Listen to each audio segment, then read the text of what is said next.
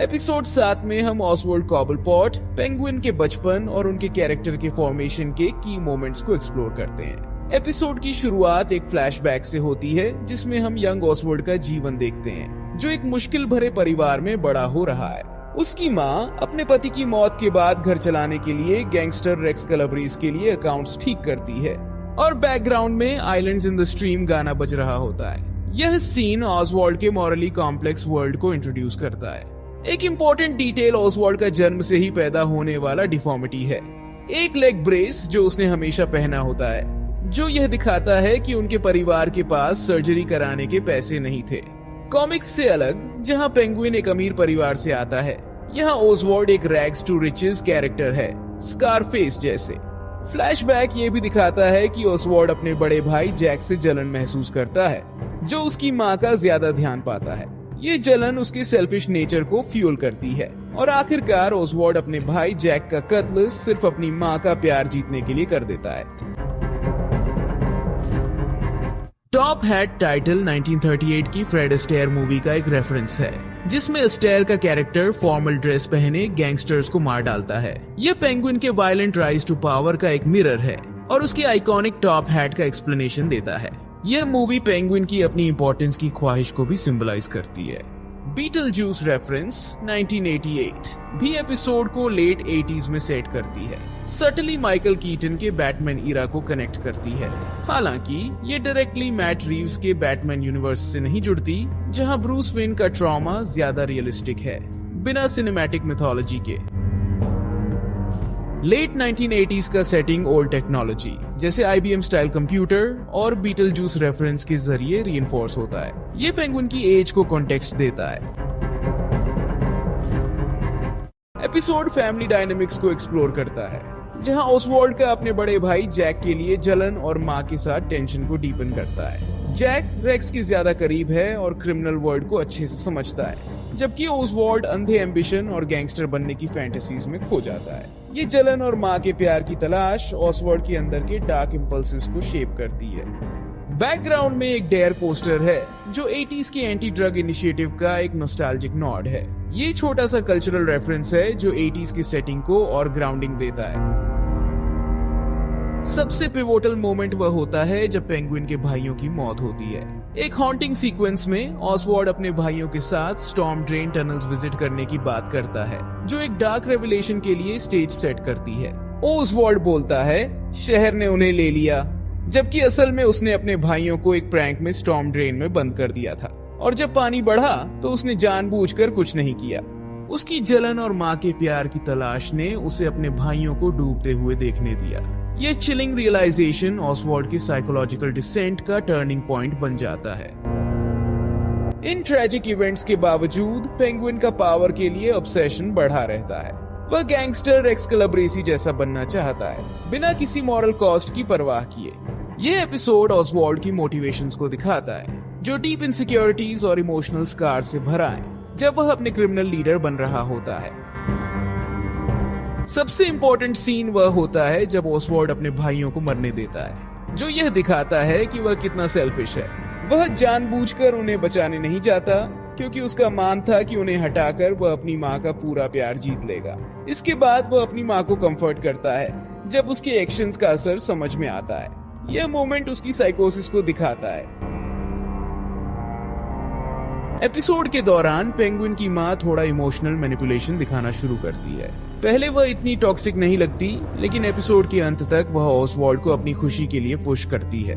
उसका रिमार्क, तुम्हें सफल बनना पड़ेगा क्योंकि मैं अच्छी जिंदगी डिजर्व करती हूँ, एक टर्निंग पॉइंट होता है जहाँ वह और ज्यादा इमोशनली मैनिपुलेटिव हो जाती है। ये शिफ्ट ऑसवर्ल्ड के डिस्ट्रक्टिव माइंडसेट को फ्यूल करती है, जो उसके भाइयों की मौत जैसी एक्ट्स को लीड करती है।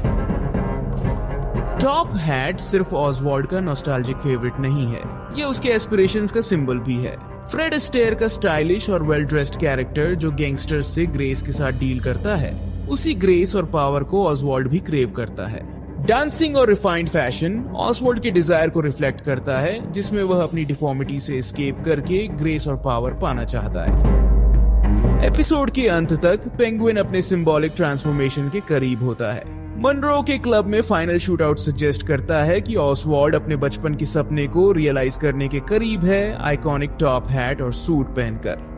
प्रेजेंट टाइम में पेंगुइन के राइज टू पावर को एक बड़ा सेटबैक मिलता है। सोफी और मोरोनी ने उसकी माँ को कैप्चर कर लिया है और जब पेंगुइन अपने अपार्टमेंट में आता है तो उसे पता चलता है कि उसकी माँ को हॉस्टेज बनाया गया है और घर को रैंसैक कर दिया गया है। मोरोनी उसे उसी का गोल्फ स्टिक से मारकर उसे और नीचा दिखाता है, बताता है कैसे पेंगुइन के दुश्मन उससे ज्यादा क्लेवर हैं। लेकिन सोफी का ताना और भी ज्यादा ह्यूमिलिएटिंग होता है क्योंकि अब सब कंट्रोल उसके हाथ में है। पेंगुइन की माँ, जो अपने फेट से बिल्कुल इंडिफरेंट हो चुकी है, ये सोच चुकी है कि मौत तो या तो सोफी के हाथ से होगी या ओसवाल्ड के हाथ से। उसे अब अपनी हालत से कोई फर्क नहीं पड़ता।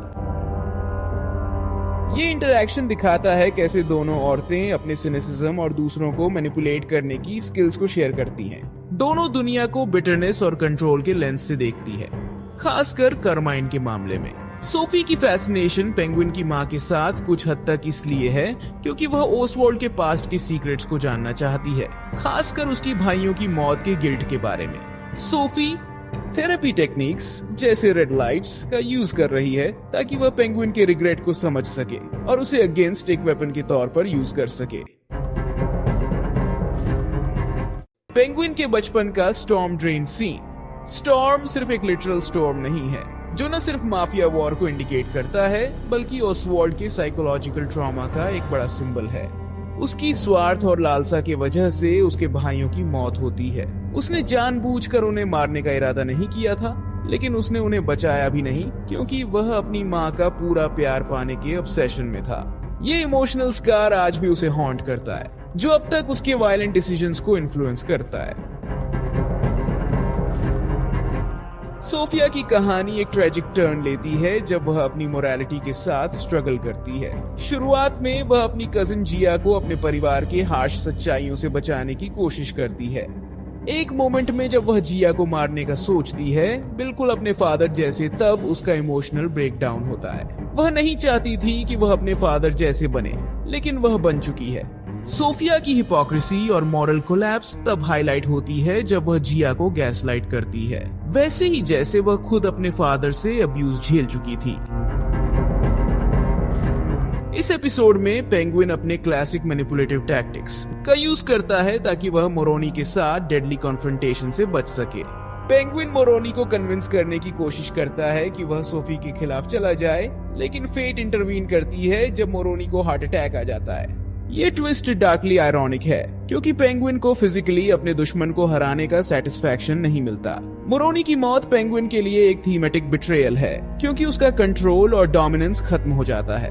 उसके टिपिकल मैनिपुलेशन टैक्टिक्स काम नहीं करते और उसे प्रिटेंड करना पड़ता है कि उसने मोरोनी को मारकर जीत हासिल की है। ये झूठ उसकी अंडरवर्ल्ड इमेज को मेंटेन करने में मदद करता है, लेकिन क्लियरली यह वह जीत नहीं थी जो उसने इमेजिन की थी। पेंगुइन मोरोनी की रिंग को अपने हाथ में ले लेता है, जो उसके पावर राइज का एक सिंबॉलिक मोमेंट है। रिंग सिर्फ एक ट्रॉफी नहीं है, ये एक पावर सिंबल है जो दिखाता है कि ओसवाल्ड अब गॉथम के क्रिमिनल एम्पायर का नया बॉस है। रिंग को क्लेम करके पेंगुइन अपनी डोमिनेंस को असर्ट करता है। ये मूव उसके कंप्लीट ट्रांसफॉर्मेशन को दिखाता है, जो उसे एक रूथलेस लीडर बनाता है, जैसे हम कॉमिक्स में देखते हैं। सोफिया और जिया के बीच का रिश्ता सोफिया के अपने ट्रॉमा का एक ट्रैजिक रिफ्लेक्शन है।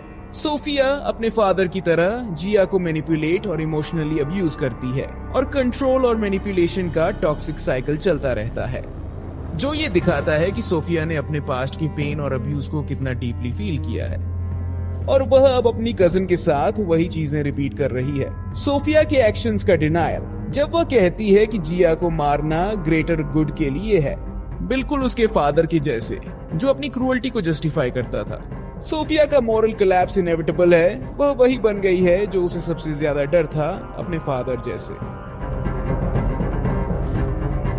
अपनी माँ को बचाने के लिए पेंगुइन सोफिया के साथ एक फाइनल बार्गेन करने की कोशिश करता है, उससे अपने क्रिमिनल एम्पायर का कंट्रोल ऑफर करता है। ये सिर्फ एक और मैनिपुलेशन का खेल है, क्योंकि पेंगुइन सोचता है कि वह सोफिया को वही दे रहा है जो वह चाहती है।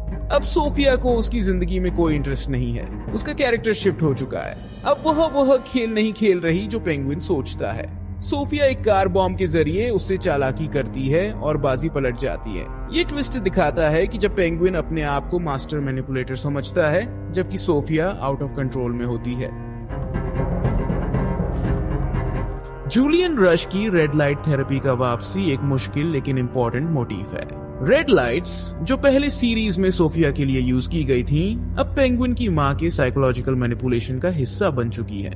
ये थेरेपी सिर्फ फिजिकल नहीं है, ये हिडन ट्रूथ्स को अनकवर करने का तरीका है, खासकर पेंगुइन के गिल्ट को लेकर जो उसने अपने भाइयों की मौत के लिए महसूस किया, जहां उसने अपने भाइयों को बंद कर दिया था।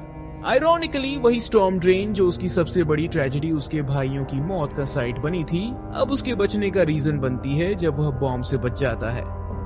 स्टॉर्म ड्रेन उसके पास्ट का एक ट्रैजिक सिंबल उसे अपने एक्शंस के वेट का सामना करने पर मजबूर करता है और उसके पास्ट से बचने की कोशिश का मजाक उड़ाता है। आयरनी है, वही फेट जो उसके परिवार को तबाह कर गई थी अब उसे जिंदा रखती है, एक हॉन्टिंग रिमाइंडर के वह अपने डार्क पास्ट से कभी नहीं बच सकता। पेंगुइन के फ्लैशबैक्स उसकी माँ के साथ उसकी सेल्फिशनेस को हाईलाइट करते हैं। उसका वादा कि वह अपनी माँ को एक बेहतर जिंदगी देगा असल में उसके हैप्पीनेस के लिए नहीं था, ये इसलिए था ताकि वह उस पर डिपेंडेंट रहे। उसने अपने पास्ट को समझ नहीं पा रहा है कि वह अपनी माँ के लिए कर रहा है या अपनी पावर के लिए। ये इमोशनल कोर उसकी डाउनफॉल का रीजन बन जाता है। लैडर इमेजरी दिखाती है पेंगुइन का dark rebirth after bomb blast से बचने के बाद। मनरो का क्लब, जो कभी उसके होप्स का सिंबल था उसकी माँ के साथ, अब उसके मॉरल कोलैप्स का एक सिंबल बन जाता है। सोफिया, जो पेंगुइन का एक रिफ्लेक्शन है, कंट्रोल के लिए बेताब है और उसे मारने के लिए कुछ भी कर सकती है। अगर वह मर जाती है तो यह एक ट्रेजिक एंड हो सकता है। पेंगुइन की माँ की पोटेंशियल डेथ फिनाले में एक डेवस्टेटिंग इमोशनल मोमेंट हो सकती है, खासकर अगर पेंगुइन खुद उसकी जिंदगी खत्म करे। यह एक्ट उसके सालों की उम्मीद का अंत है, जहां वह वादा करता है कि वह उसका पेन खत्म करेगा, लेकिन आखिर में उसे रियलाइज होता है कि वह खुद उसके पेन का कॉज था। उसकी माँ की मौत उसके आर्क को क्लोज कर देगी और पेंगुइन को अपनी स्वार्थ के परिणाम का सामना करने पर मजबूर करेगी। ये उन लोगों की कहानी है जो अपने पास्ट में ट्रैप हैं और कंक्लूजन रिवील करेगा कि कौन फॉल आउट से सरवाइव करेगा। अगर आपको और प्रेडिक्शंस या थॉट्स शेयर करने हैं तो जरूर बताएं। तो अब मिलते हैं अगले वीडियो में। Thanks for watching.